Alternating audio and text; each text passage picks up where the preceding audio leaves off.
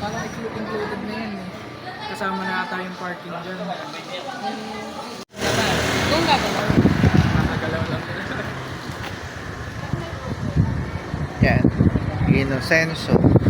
Unit 1. Parking area. Roll up. Then turnover unit. Actual turnover unit.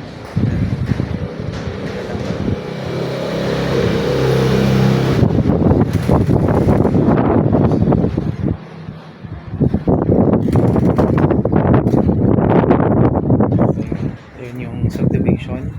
Future housing.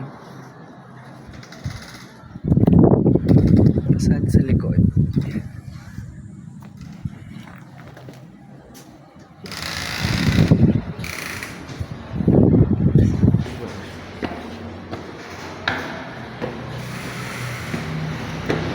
Complete, naka-tiles na rin.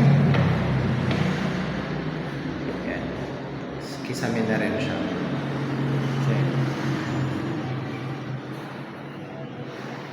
May CR din dito sa taas.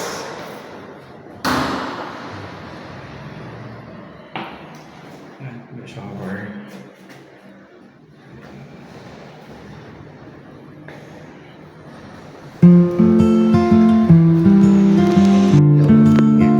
Second floor, complete turnover, and 72 square meter yung plan nito. Ito yung first comfort room nila sa taas. Yan, diba tayo?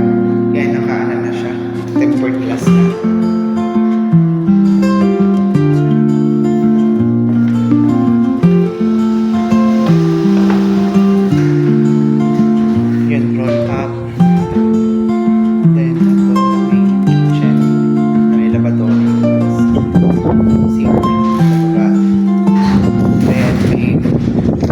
Space pa dito sa likod.